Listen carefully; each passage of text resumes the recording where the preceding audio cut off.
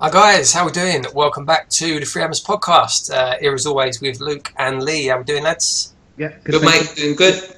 It's nice to be back. Nice to see some new subscribers. Loads of questions this week. Thanks a lot, guys, to everyone that's got in touch on Twitter. We'll try our best to answer all the questions at the end. We could have done a whole show just on questions, really. There's been so many.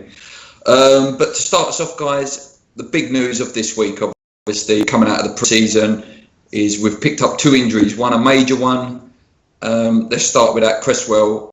I don't think we've lost a more important player, really, apart from maybe your Payets and players like that. No, I agree. Yeah. No, sorry, go on, Lee. I would say massive. I mean, everything's been said, isn't it, really? But a massive loss. So consistent last couple. For someone to have not missed a game and then to be ruled out for up to 4 months is devastating for him and for the team. He's so integral for what we do going forward and defensively. He's been a fantastic signing. 3 million he cost us. I mean, people forget that. That is how much is he worth now? How much is he worth now? Yeah, that is an absolute bargain. It's a massive shame, and we're obviously not well placed to replace him at the moment. Yeah, I think it's the lack of depth as well. Like, unless you're really going to believe in your youth, it does make me really nervous going into the season, actually, the fullback position. But obviously there are talks that Ogbonna could fit in there if needed. But it is a big shame because I think he would have got in Allardyce's first England team as well. Do you not think? Yeah, absolutely. Like I say, I mean, can't really add anything to what Lee said there. Covered it perfectly, I think. Massive loss, gutting for him and gutting for us. All you can hope now is he comes back the same player. Yeah, that is that as well, isn't it? Yeah. I mean, it's worth saying the point about the tackle as well was disgusting. Yeah, for a pre-season. For a pre-season friendly, yeah. I don't think it was as bad as it first looked because they did both go for the ball. He shouldn't have, there was no need for him to jump in like that at full force. But he didn't actually take him himself. They both kicked the ball at the same time. So yeah, I don't think it was as bad as it first looked, but there wasn't any need to go in like that in a pre-season friendly. There wasn't, and whilst I'm not condoning anger of any sort on a football pitch, it was actually good to see Reed Noble sort of going in and defending their players. It's good to see the camaraderie in the squad with that as well. Whilst it wasn't, obviously, maybe I don't know. It was good to see, but in a bad way, I guess. Yeah. The reaction on Twitter has been really good as well. Like Carroll come out, Noble. I think even Kuyati tweeted out as well. It just shows that there is a nice bond between the players that are happy there. There was even a real Martinez did as well. He's only been with us sort of. Yeah, and Andy Carroll actually tweeted a picture of him and Nordvet's fishing today, and that just shows how quickly he's fitted in. The other injury, guys, possibly good news though, is Lanzini's picked up a little knock. It's only a 2-week job apparently, so that means he could still be back for the Chelsea game and will miss the Olympics. So it could actually play into West Ham's hands actually, as long as it is just a 2-week injury, not West Ham saying it's 2 weeks and then it ends up being 2 to 3 months. So, what's your thoughts on that? He kind of picked up quite a lot of injuries last season, didn't he? He sort of played, came back, got injured again, came back, got injured again. So, I'm hoping he's not injury prone because he's a fantastic talent. But as you say, we mentioned this last week. How much it annoys me that we're having to play into the hands of Argentina and the other. I'm not going to see our player for sort of the first month of the season. Hopefully now, if he can get over his injury quickly, then we'll see him. Maybe I don't know about the Chelsea game, but perhaps the Bournemouth one or the City one or something. Yeah, no, I think he's going to be a real big player this year as well. Like he's had his year to develop, and he did bloody well to be honest last year. And I think he could go right in and be the main man if Payet does get sniffed away. I think he could well step into their shoes and be just as good in time. So that's the injury news. We'll go into. There's loads of questions related to the injuries, which we'll do at the end. But let's just fingers crossed, no more big injuries. I think an injury to someone like Andy Carroll now, and maybe even a Winston Reid sort of player with his back that sometimes plays up, I think we could be in a lot of trouble with any more injuries. Who is your big fear for an injury that could really kill us now? As we currently stand, Carroll. It has to be Carroll at the minute, yeah. Yeah. You just think if we did lose Carroll for any length of time, Sakho's probably never going to play for us again. Yeah. Valencia will probably stick around and he'll try, but he's not really going to be very effective.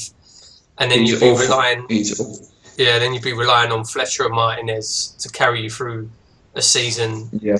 No, that would be worrying.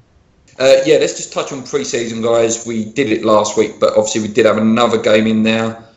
We had the Southend game where the kids played. Some good performances there, apparently, from a couple of the young boys. Nothing major to deal with.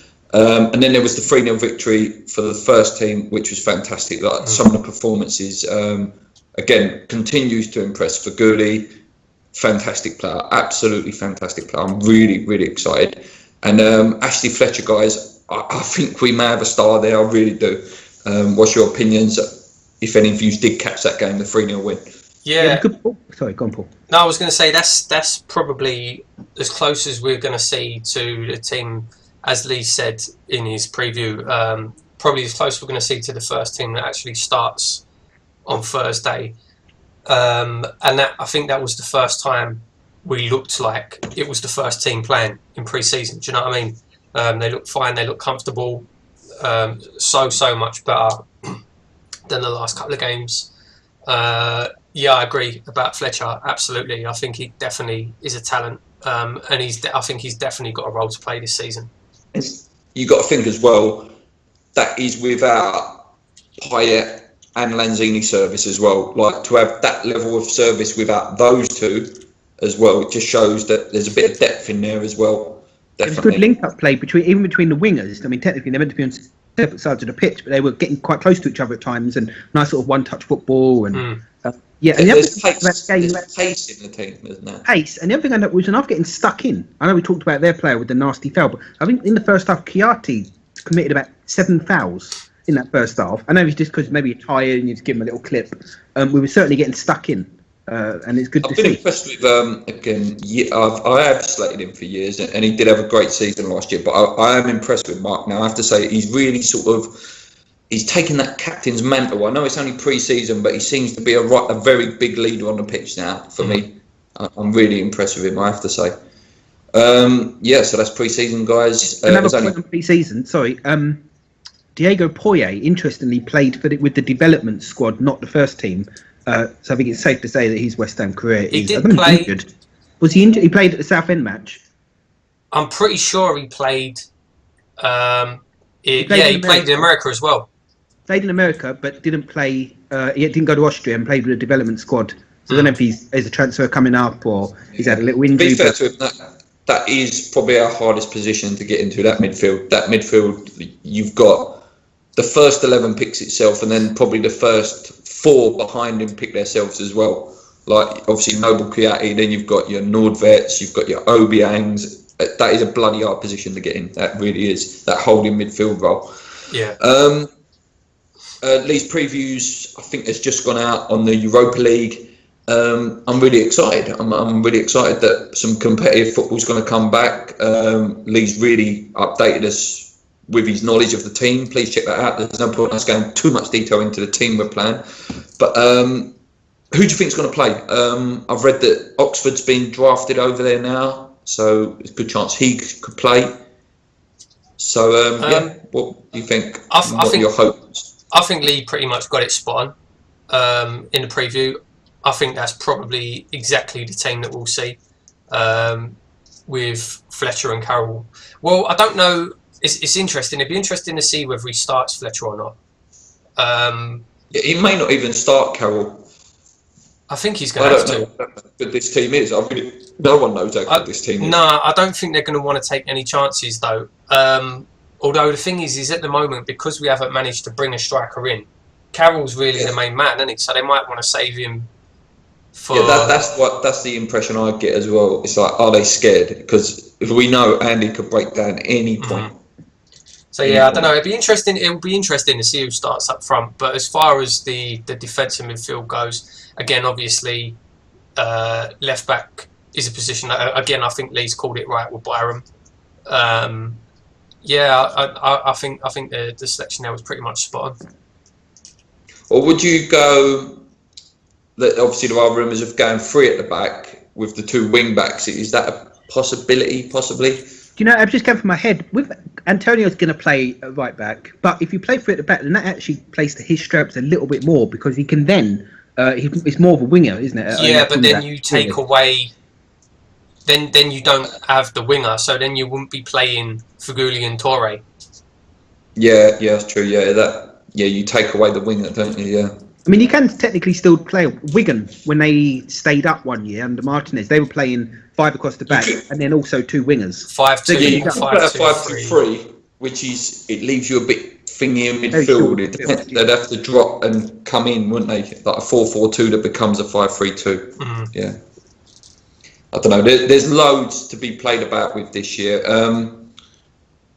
Yeah, I'm hoping for a nice, comfortable sort of 2-0, 2-1 win, bring it back, and then they can just have a party, as Lee said in the preview. Nice party in that game next week. Yeah, I haven't got too many fears. I think we can turn it on when we need to turn it on.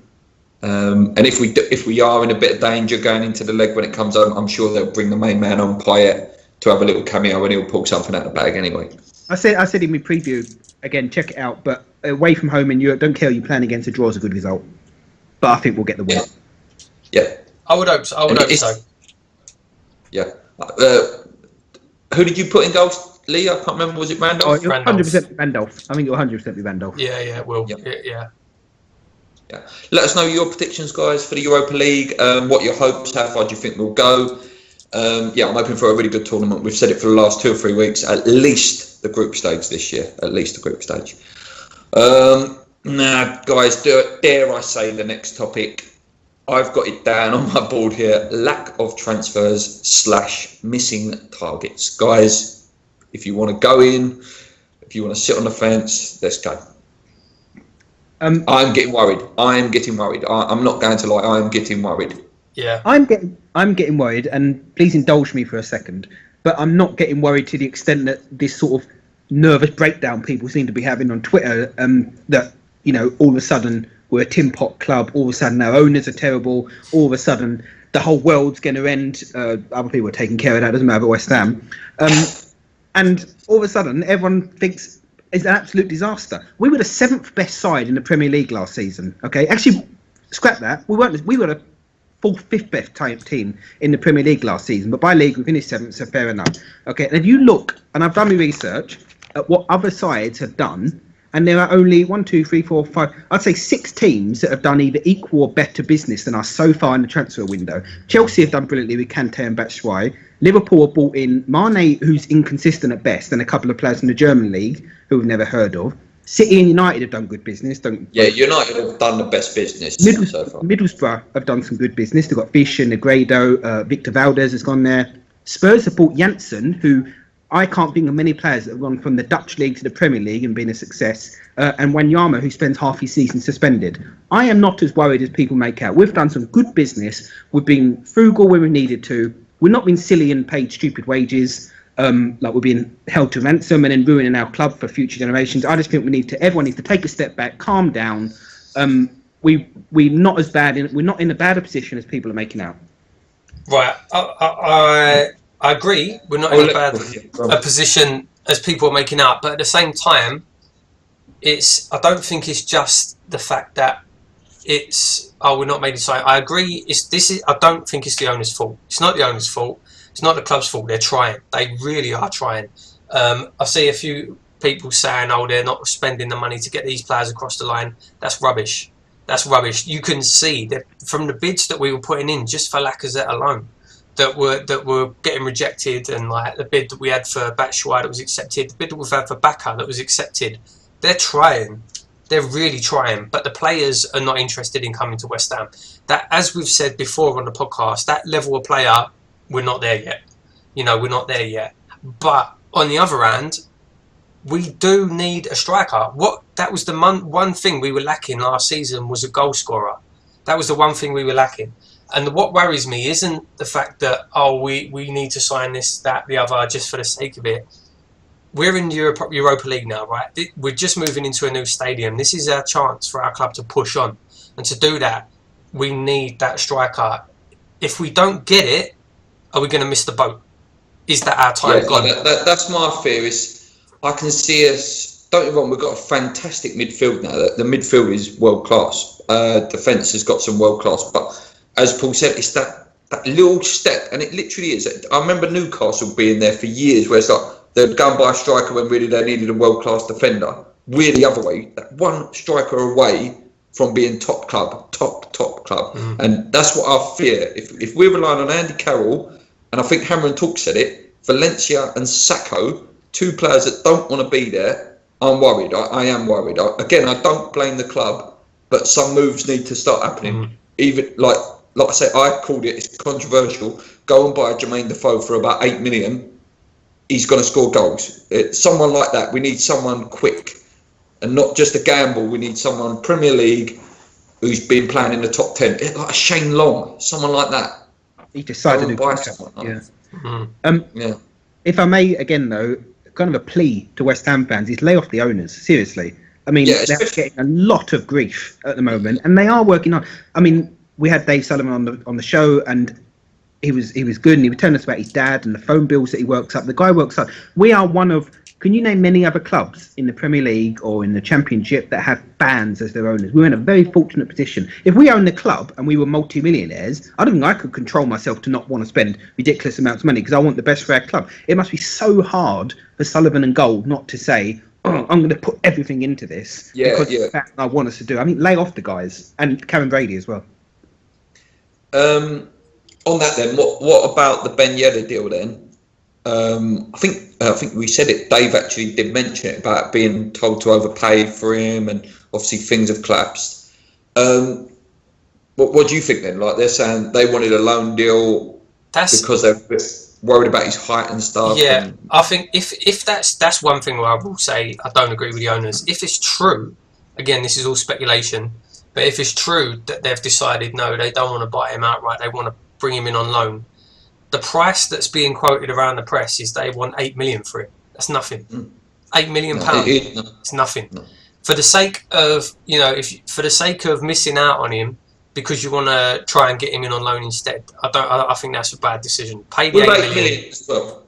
8 million it's like that's a good gamble price as well. 8 million, right? And it's not as if you gamble and there's 25, then yeah, fair enough. That's a risky one. But 8 million gamble. Not money. But he's got age on his side. He had a fantastic season last year. He scores a lot of goals.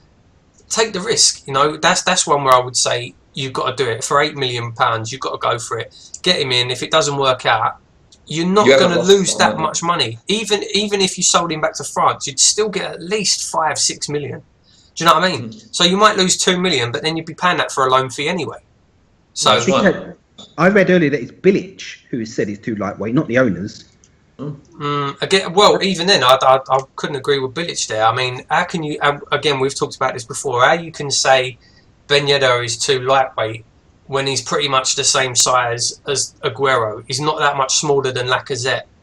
Yeah, he hasn't got the pedigree of those players, and he's obviously not as talented as those players. But I just think that's a cop out. Let me play devil's advocate a second, and I'm not. This is just me playing devil's advocate. How much of the season is Aguero injured for? Well, yeah, but then when he's playing, he scores 30 goals. Do you know what I mean? But you're saying it's not at the same level. But if Ben Yedder comes in and has the same injury record, not scoring as many goals, he's going to flop. Yeah, I know. Yeah, but it's all hindsight. Is it again? Actually, Lee, there's a good point there with the lightweight miss. Could that also be linked in with Lanzini then? And I suppose you could also chuck Sacco into that as well. And Valencia. Had his injuries. Yeah, I don't know. It's a good point. It's a good point. Yeah, no, that is a good point, that Lee. Yeah, with the lightweightness, does the injuries come with it? That's a good point. Obviously Bacca. It's the longest 48 hours I've ever heard of. I think time stopped actually. I don't think that's happening. It's obviously still not off. It's obviously not off. From what it seems like, nothing's changed. So he's still waiting for someone else to come in. We're still waiting for nobody else to come in and him to have to come to us. That seems to be where it's at. Yeah. Apparently Barcelona sniffing around him. I can't believe that, to be honest. I personally think he will go Napoli now. If the rumours are all true, that Higuain will go Juventus and then Bacca will go Napoli. I can see that happening now. That way, it doesn't have to move too far. I don't think Turin's that far from Naples. But who knows? Again, I would love Baka to come, but again, if it's not to be, it's not to be. We just have to try and get someone in before September. There's plenty of the window left. That's the one good thing. There is plenty of the window left. There doesn't have to be there for the Chelsea game. That's true. There is a lot of time left in it. There's over a month or a month now. Was it? Yeah, just over a month to go. We all need to go down the bowling pub and wait for this all to blow over. Yes. Yeah, when you look at, I was actually reading about the Pogba deal. Actually, like how ridiculous transfers get at that level. The agent alone has to be paid 25 million. 25 million. We are seriously in the wrong job, boys. 18% or something, isn't it? Yeah, we are in the wrong job, boys. Yeah. I mean, and that's the kind of point you have to think with Sullivan. What he's having to deal with. He's having to deal with A, trying to agree a fee with the player. B, trying to get a deal with the agent. C, trying to get the player to agree to come to the club. Agree with a fee, first of all. It's all those sort of things. And then people making out again on Twitter that it's just, it's Football Manager, you put in a bid and it happens the next day. It doesn't work like that. Transfers take a long time. Chill out, guys. They do. No, they do. Let's hope we sign a striker. On that as well, obviously we do need to sign a left back probably now, but we'll go into that because that comes in some of the questions about who we should sign as a left back, and I'd like to do that as we answer the fans. Anything else on transfers, guys? Any news? Callier meant to sign, isn't he? Sorry? Oh, yes, Callier should sign Callier this week. signing this week. Callier, apparently, he's got his Italian passport. That's it, really. Yeah, apart from, like you say, the left back, there's a couple of things today, but we'll talk about that later. So, in other news, guys, some pictures have come out of the anniversary games, the seating in the East Stand. It's caused a lot of fear for the fans sitting at the top of the East Stand, which me and Lee are for next season. Obviously, there is still a lot of track left, but they are going to cover it with this like artificial grass, and apparently this is going to create an illusion that you're closer. What are your opinions on that? It's nonsense. It won't create an illusion for anything. It will look good on telly. That's the purpose of that artificial grass, is that it don't look horrific on television. But that it was at least 5 lanes, wasn't it? At least the gap is horrendous. It's horrendous. I know we all knew there was going to be a gap, but what you've got to remember as well, if you're sitting in the upper tier.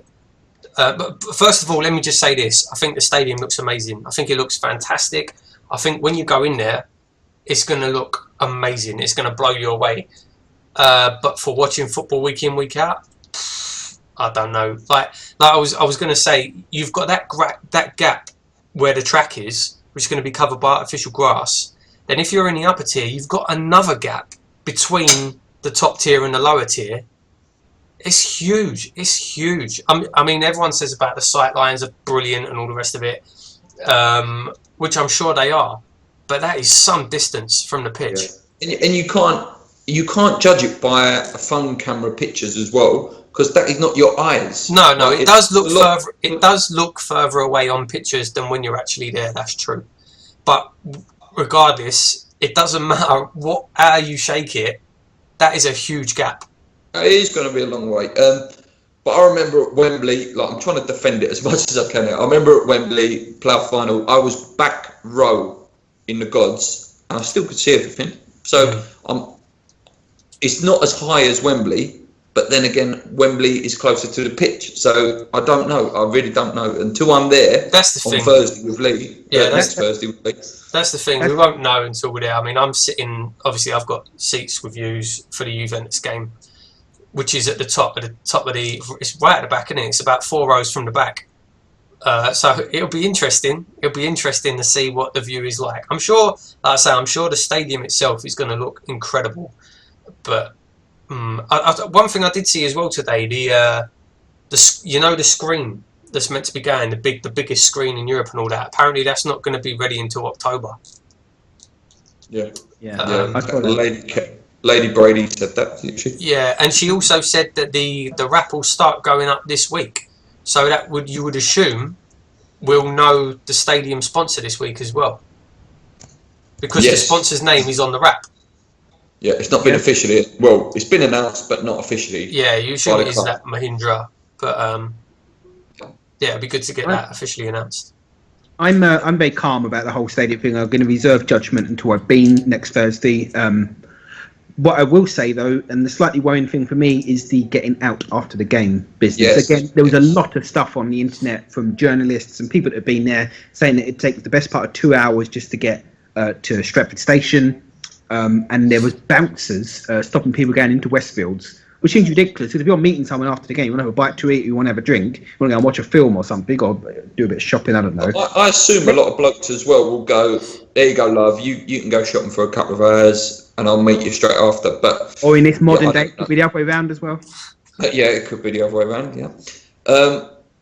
I'm a bit worried about that as well. Obviously, it will take time to realise what the best route out is. Like, I thought that maybe I'll walk to Plaistow Station, walk to West Ham Station. I don't know. Let us know, guys. How are you going to get up? I don't know. I'm not prepared to wait 2 hours on the Olympic Way just to wait to get to a station. No. At Wembley, yeah, but not at West Ham every week. That's a bit much. Who knows? We could just get interviewed by West Ham Fan TV every week. We'll just wait and have some collaboration videos with the guys. So that's it for the stadium. Again, me and Lee will be doing a live video reactions that will go with my review of the Domzell second leg. And obviously when Paul comes over for Juventus, it'll be all three of us for the first time ever at a game doing some reactions, which will be brilliant. Lee, you added to the agenda that you wanted to talk a little bit about some winter break that's being touted around. So, yeah, it actually came. It was actually Sam Allardyce mentioned it in his press conference for England, saying that he'd like to see a winter break. And then the Premier League guy, is it Scudamore, I think his name is, has come out today and said they're talking about it. What are your thoughts? I don't see how it solves anything, because them games still have to be played sometime. So all it's going to do is create fixture congestion later on in the season. I don't really see how it's going to change anything. If British teams go further in the Champions League, and then they've got to play games, like say once it gets quarterfinal, semi-final stage, then there's going to be a massive congestion with these top four teams that all the England players get picked for. So, it as you say, Paul, it doesn't really solve much apart from a little rest period in the middle of the season. It's tradition for me as well. I kind of look forward to the Boxing Day fixture. Oh yeah, that's one of the first fixtures I look for, Boxing Day. Boxing Day is one of the first fixtures I look for. Yeah, it's one to be debated, obviously. I can see it, yeah. I can see it. I can see it. Yeah. But if the big clubs want it enough, it'll happen. Yeah, I can definitely see it. But I mean, I would love to hear some arguments for it. I really would, because I genuinely can't see what difference it will make. I don't, and like you say, it's the big clubs. If it's the big clubs that are after it, but then it's those that are going to be suffering fixture congestion in Europe later on in the season, I don't know how that benefits them. I don't know. I think I like what Allardyce has done actually, where he's cancelled the first friendly against Croatia apparently, and he's just going to have a get together at training with the lads for a week. Maybe that's the issue. Stop playing the bloody friendlies. They don't mean nothing. No player wants to play them. They just extend the season by another 2 to 3 weeks. Stop playing the friendlies. Leave them to the end of the season. For me, with the friendlies, I think they're worthwhile if you played 11 uncapped players to have a look at them. What's the point in playing friendlies and playing your Joe Harts and your Wayne Rooneys and your... Who else is there? Jordan Henderson's. Play 11 uncapped players. Give Noble a go in a friendly. See what he can do. Yeah. On the other hand, though, you do want players to get used to playing with each other in a more competitive environment. I agree with that as well. But I hate the international break. I absolutely hate international break. I do. I hate it. But that's again, there are passionate international fans out there. But yeah, there's loads that are going to change. We know what Allardyce is like as a science man as well, and I can see a lot of changes coming to the England setup in terms of that. But that's for another time. Right, guys, been quite excited about this. We've had so many feedback from all you guys on Twitter. Thanks a lot for getting in touch this week. It's question time. I think there's about 20 questions this week, which is brilliant. One of the regulars, we like to keep our regulars happy as well. Diafrasako's son, hello mate, how you getting on? His question, very simply, it's one of his quick fire ones, Burke or Oxford? And I assume that's on who you'd pick to have a better season and who's your sort of star for the future, really. I think Oddly, I think Burke's in pole position at the moment. He's older, slightly older. He had a fantastic season at Bradford. Oxford, when he came in last season, did all right, minus against Lukaku. He struggled. Who wouldn't? I think Burke's in pole position at the moment, and it'd be interesting to see if Bilic sees Oxford's long-term position as a centre-half or a central midfielder. Yeah, with Burke cleaning up all the awards at Bradford last year as well, I'm really excited about Burke. And Burke seems like a player, a big West Ham fan as well, that will have a future at West Ham. Where Oxford, again, I don't like to slag off the West Ham players, but he looks like he's a big-time Charlie, who the first chance he gets to be on 50, 60, 70, 80 grand a week, he will go. And West Ham will get good money for him, but I don't think he sees his future at West Ham either. I really don't. Beyond like 25, he will go. He definitely will go. So yeah, but for me, in terms of West Ham future and prospect, I agree with Lee. I think Burke's in front of him at the moment, probably just because of his age. Oxford's probably got a higher ceiling.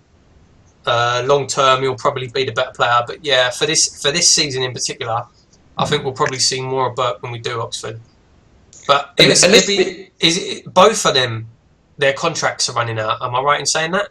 Yeah, 2 years, both of them, I think. So really, they need to try and keep both of them happy this year. So it'd be interesting to see how much game time they get. Let's be honest with Oxford as well. Again, I know he's a young boy, but apart from the Arsenal game, did he play well, in your opinion? In the Leicester game, this next game, he got bullied and taken off at half-time. In the Everton game that we came back and won, obviously he got bullied by, to be fair, anyone will get bullied by Lukaku, but in these other appearances, has he been this magnificent Rio Ferdinand-like character that he's been bigged up to be? Yeah, but Rio, when Rio first came through, he weren't the finished article. You know, there were plenty of mistakes in Rio's game as well when he came through at that age. So, you know, he's getting all this hype and he's getting all this interest for a reason. Do you know what I mean? So, you know, and yeah, I think when he did play for us, he did play well. He is just a young lad. You know, it's the same where a lot of people are getting very excited by this Domingos Quina. And it's the same. He looks fantastic. But again, what is he, 16, 17, 16? He's not going to be playing in the first team this year. No. You have to give him time. Like, you look back on, I was a big fan of Zavon Hines and Junior Stanislas, and look where they are now. Like Zavon Hines, I think he's just about struggling to get in Dagenham and Redbridge's team. Stanislas ain't done bad. Stanislas ain't done too bad. Stanislas is still Premier League, yeah. But yeah, we'll see. For me at the moment, and for all of us at the Freehammers, Burke is the one probably for next season who's really going to push on. I think we might see a lot of him in the Europa League as well. Okay, next question, guys, from AC on Twitter. Where do you think we'll finish this year? Good season for me would be top 8. But I'm being honest, if we don't sign a striker and Andy Carroll gets injured, then I'm thinking of one of our survival seasons, and that's me being really pessimistic. That's the thing. It all depends on what we do with a striker. If we sign a good striker, pushing for Europe, yeah. If we don't, I'll be happy with top 10. I think, yeah, I mean, if we don't sign a striker, if we had to go into the season with the squad we've got now, I would be happy with just a top 10 finish. Lee? Yeah, you're going to think Liverpool are going to come better this season. Chelsea are going to come better this season. I think Everton will be really good under Cohen as well. Everton have got some money to spend as well, so you think that will start happening soon. We will sign a striker. The quality of that said striker is yet to be seen, obviously, and we don't know what Calieri is going to be like if and when he finally puts pen to paper. I mean, I don't think we should try running before we can walk. I think we should look to stay up, first of all. If you think Leicester, Ranieri's already said, we are looking to stay up this season. That is the number one aim. We should be the same. Look to stay up and then consolidate from there. It's the first year in a new stadium. Let's stay up. And then when you get to that 40-point mark, then you start looking to where you want to go. That's too much for me. I think we're way past that as a club now. We cannot. Why is it good enough for Leicester to have just won the league? I don't care what Leicester do. Leicester can do what they want. right? No, but that's the thing. That's the point. We can't be going. If we go into the season going, we're going to finish in the top 4. Yeah, you can't. It's expectation management, though, get- right? So Ranieri You can can't come get out. to a mindset that we've got too good a team, where you still have to. At the end of the day, your bread and butter is to stay up. But yeah, we should be aiming a lot higher than that. We should be aiming a lot higher than that. I think we're way past that as a club. Ranieri's saying that because it's expectation management.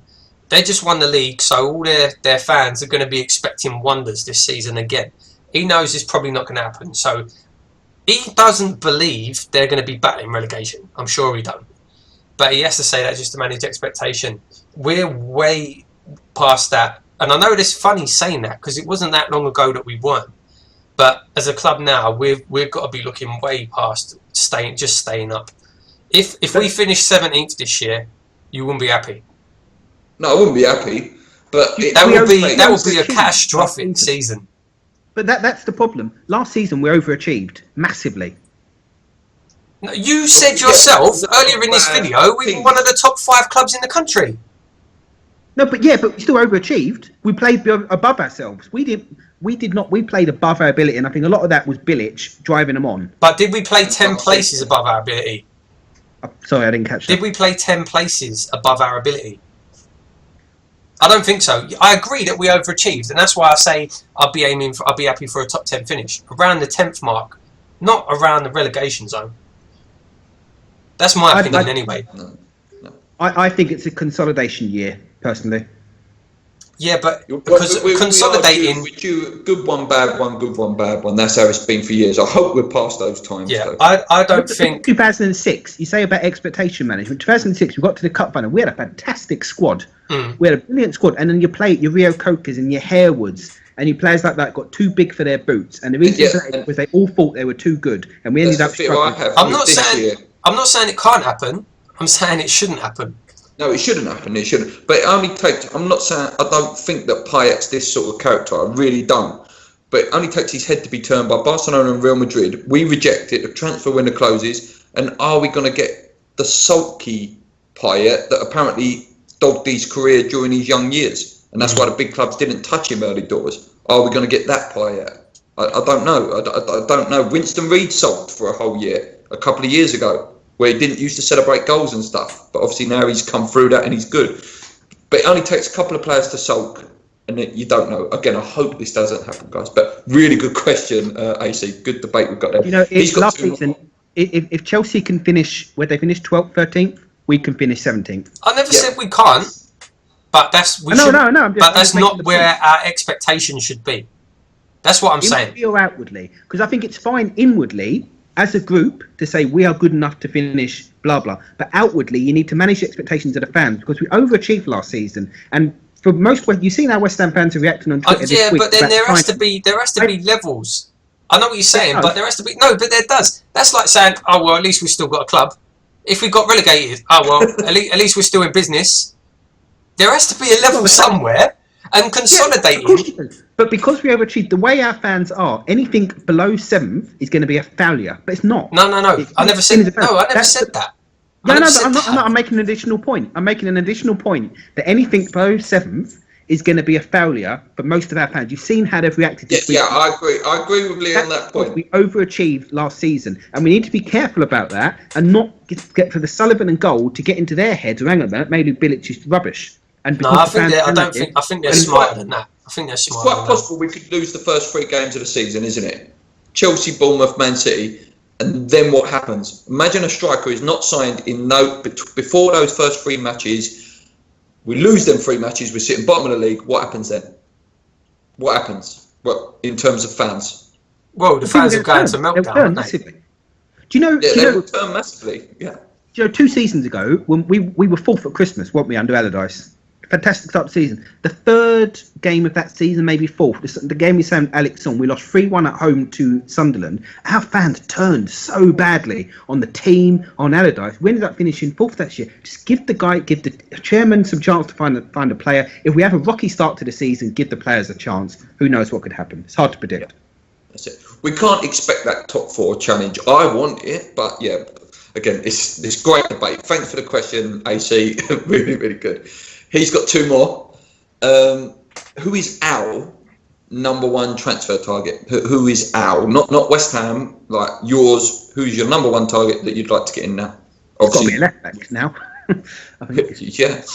With all the rejections, well, for me, let me spin that question slightly then to you two. Are we now more in need of a left back or a striker?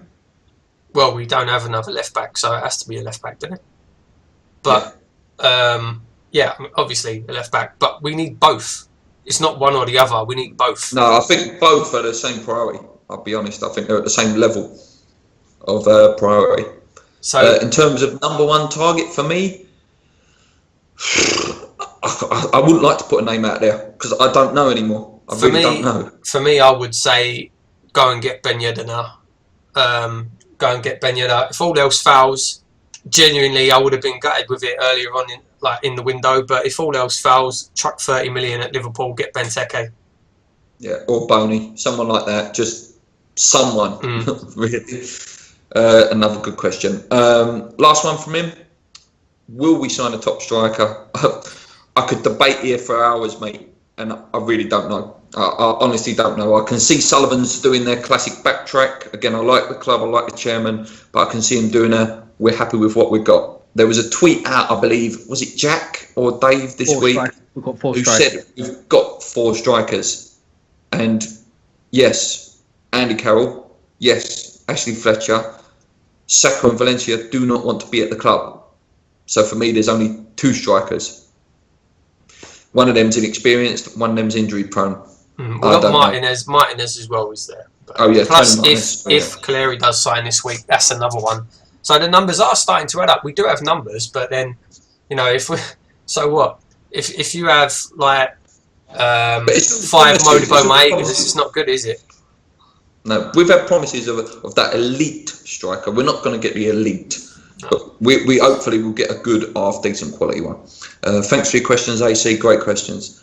Diafra Payet, who do you think will be more of a success this season, Tor or Faguli? On early stages, for me, it's Faguli. And I'll be honest, I'm very tempted to get him on the back of my shirt. I think he's incredibly exciting, incredibly. So direct. Fantastic feet, and that crossing. I know Lee. Every time a match is on pre-season, Lee has put a message in our chat saying, "Can you imagine when Carroll's on the end of them?" So yeah, Faguli for me. You guys? Yeah, I agree. Faguli looks like a good signing. Fantastic free transfer. I worry about wingers. I think I said this last week. They tend to fade in games and during the season. They rarely have a consistently fantastic season. 1 or 2 exceptions, obviously. So I think they'll both be good signings. It's good to have some options on the wing. I think we were short there last season. Yeah, I agree as well. I think Faguli, from what we've seen so far, I think he'll probably have a better season. I can see him adapting to the Premier League really well. Yeah, I do. I can see him. I don't see him as a goal scorer. I'll be honest. I don't see him as a goal scorer, but I see him getting a lot of assists. With Payet feeding them balls onto the wing. Maybe it will become quite predictable during the season. We seem to go through stages of predictability in seasons, don't we? Where it's like, last year's very obvious. Get the ball to Payet, knock it to this one, back out, back in. There will be stages where Faguli might get found out. We don't know. SB, at real SB. Here's a funny question. Yeah. Who's going to turn us down next? Has his funny question. Who are we going to bid for next? Probably. Yeah, Carlos Bacca, probably. Yeah. Probably any striker that we bid for. Next one. There's a few questions. This is from at Payet with an X. What do you think about Antonio playing up front? Now, I've said this quite a lot. I think there's a 20-goal season striker sitting there. Chris Akabusi, of all people, put out that play Byron right back and push Antonio up with Carroll, and we're going to have a really good striker there. But I just don't think it's going to happen. No. I don't think Slav's going to do it. I think Slav's going to be really stubborn with this. We could sit here and talk about this for days and days and days. It won't make any difference whatsoever. It's not going to happen. So that's that. Yeah. But would you like to see it? I'd like to see him given a go. I've got my suspicions about how well he'd do. But I'd like to see him given a go. But it's not going to happen. It's just not. Yeah, I don't think. I don't think he suits the striker role, I'll be honest. I think he suits the right wing. I think as a striker, you would have like a Mile on Airwoody sort of character where like he needs to be arriving in the box or bursting in. He doesn't need to be sitting in the box, does he? I think if he's there to sit in the box, he won't be as effective. He's better cutting in. He's better running, cutting in. Yeah. Yeah. Another question. What right back would you like to see us sign? I'm assuming this was if we played Antonio up front. A right back. I don't know. I like Byram, I'll be honest. I like Byram. I think given a chance, he'll be all right. I hope so. Kind of got my suspicions about whether he'll come good or not. What this actually ties in with the left back as well. But I'd love to see us go for Disfigure, who can play left and right back. Yeah, I did like. Is he a right back, Nathan Redmond? Can he play right back? He's gone to Southampton. Yeah, no, I did. He was one I liked. Bertrand, I like players like that. Do you know who struggled in getting in the United team last season was Darmian, who could play left and right. He was pretty good for us. Yeah, he played decent enough at the Euros as well. Yeah. I'll see a little rumour. The Anthony Marshall thing, obviously, he tagged AM9, didn't he? Did you see that?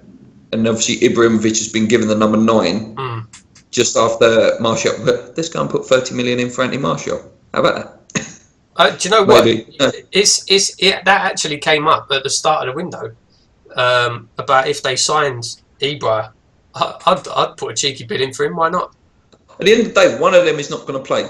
Rashford, Martial is not going to play because Ibra's going to play every game, in my opinion.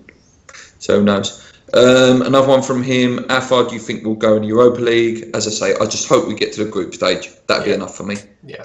That'd be enough. And actually, going back to Lee's point about surviving, with the Europa League, could that cause issues as well? Back to the AC's question. There's a lot of football to be played this year if we do go that far. So, yeah, what do you think? Does that play into that? Surviving? Definitely. I think you're going to have to start getting used to playing Thursday, Sunday. St. Bilic is used to at Besiktas, not in the Premier League. You know, teams do struggle when they play in the Europa League and they have to play on a Sunday. Even teams as good as Tottenham have struggled in the past and they've had to do that consistently for 4 or 5 seasons before they've actually got used to it and pretty much had 2 squads, give or take a couple of players. You've got to sit in the Europa League for 2 to 3 years before you're ready, in my opinion. Yeah. Darren Williams from Twitter. Do you have any concerns that you won't be able to see anything at the Olympic Stadium? I am in row 72 of block 235 and the pick scene band. Obviously, we've touched on this a little bit earlier on. Me and Lee are in 240 and I think our row is something like 65, that sort of area. So we're very similar sort of height side of the stadium. As I say, until I get there, I don't know. I really don't know. I've got slight concerns, but yeah, until I know, I don't know. Lee? I haven't got concerns. I think I'm fine. I'm more concerned about what happens after the game. Like I said earlier, I want to reserve judgment until I've seen it for myself and not looking for other people's cameras. But I went to the rugby. I know it's different dimensions, and I sat in the cheapest seats. They were 20 quid, and I could see everything fine. So I'm gonna go with my own experience. That was fine, so this will be fine. Yep.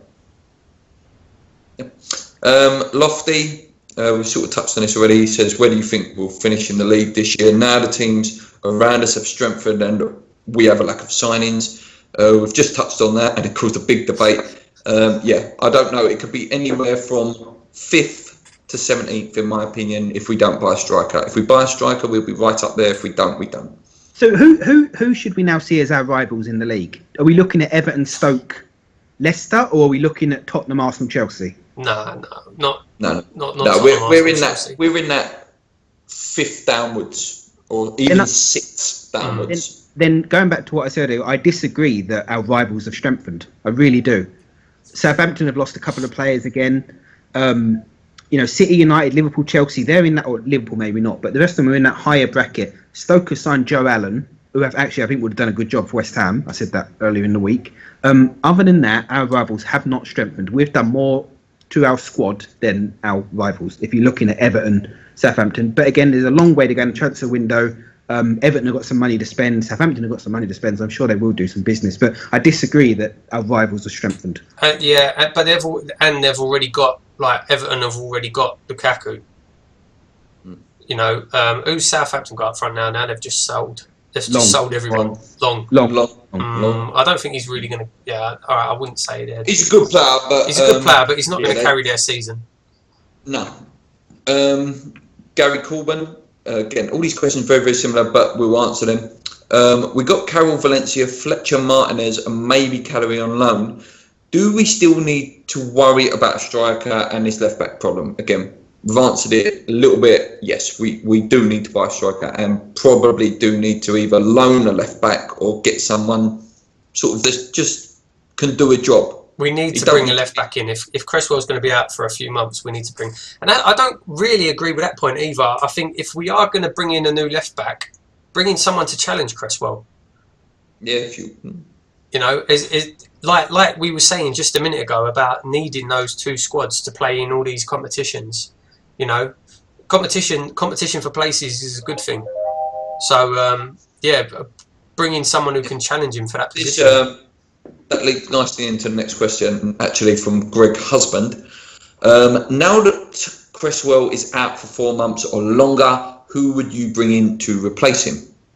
So there's a few names that have been touted around. There's Hector, the German guy, fantastic Euros. He was in my fantasy team, scored loads and loads of points. He seems like a real good player.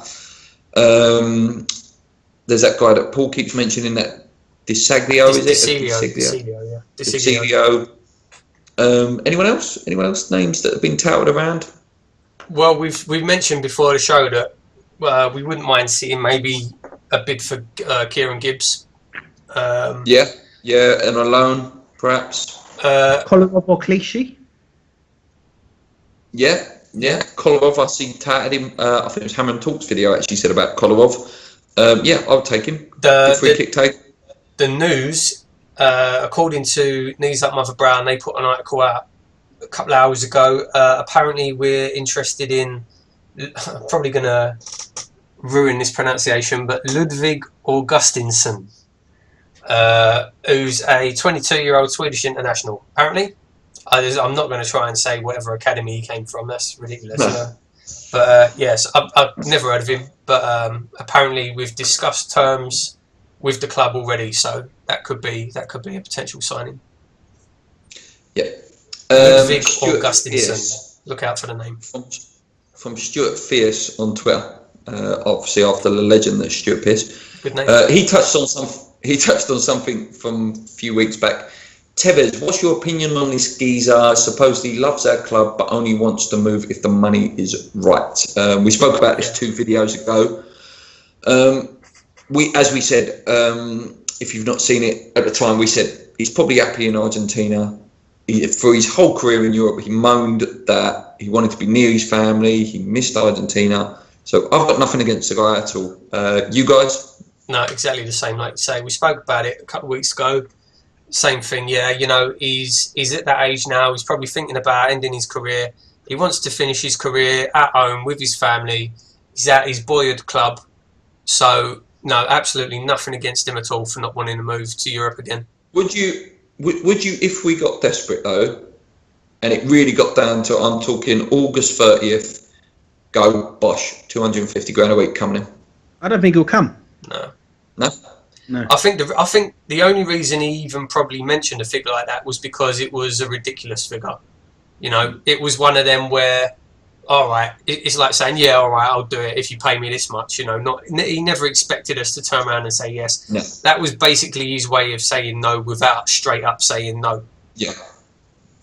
But I would love to have seen him come back, but that ship's out. Sort of linked to that question, was it right that Sullivan came out and said we offered Tevez 150 grand a week and he said no? It's not right, is it? No, not more right. About sort of not being very nice to someone who did a lot of good for West Ham in a short amount of time, and to make him out to be this money grab. Yeah, I think that's wrong. Yeah, I think that was wrong the way that came out. Yeah.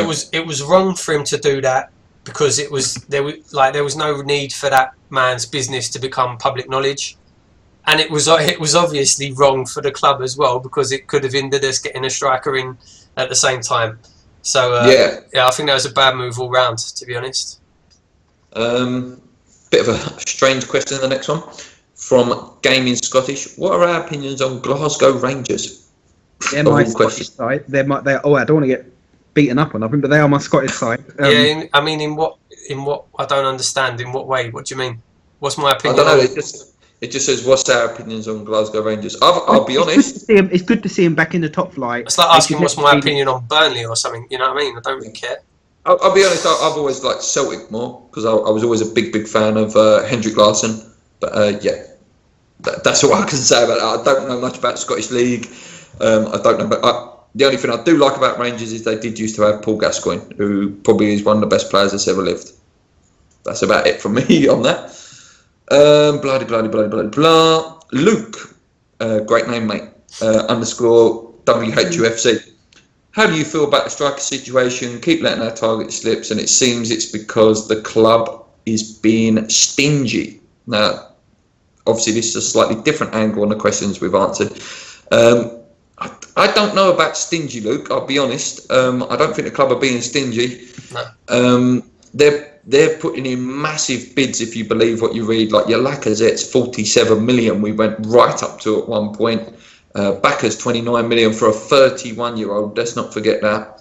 And they're offering big boy money, like 100, 120 grand a week. I think it's less us being stingy. I think it's more players being greedy. Mm-hmm. Yeah, and wanting Champions League as well. And it is that big. That's a big step. If we would have got top four, wow, the sort of targets that could have been coming in, endless really. What could have been coming in. And the thing is, with Bakker, if he goes and signs for Napoli, good luck to you playing in 6 matches in the Champions League. You're not going to win it with Napoli. Good luck. Yeah, worth it, wasn't it? Someone's bitter. Well, he's judging. He's probably the last big move of his career. Yeah, I can't. Come to a league, the best league in the world. Don't forget, he could come here, earn some good money, have a good life. Maybe he's happy in Italy. Maybe he don't want to leave Italy. I think he'd be happy wherever they paid him the most, personally. Well, apparently not, because we're chucking money at him like there's no tomorrow, and he don't want to come. I'm going to contradict myself completely, but judging it on the basis that I'm going to play 6 games in the Champions League, whoop-de-doo. I mean, I'm gonna go controversial with it as well. Actually, Lee, I'm gonna sort of side with you slightly. I think he's a warm weather player as well. Could be. I think he liked lovely Milan and wanted a move back to Seville, which is beautiful. So yeah, he could be a warm weather player. I had my honeymoon in Naples. It's gorgeous. So I'd move there. Yeah, where do you want to go? Do you want to go to Stratford or Naples? Yeah, it's a question. Yeah, and be training in Chaboy. Fantastic. Or Rush Green as it is now. Rio Bear from Twitter. It's a good question. I like this one.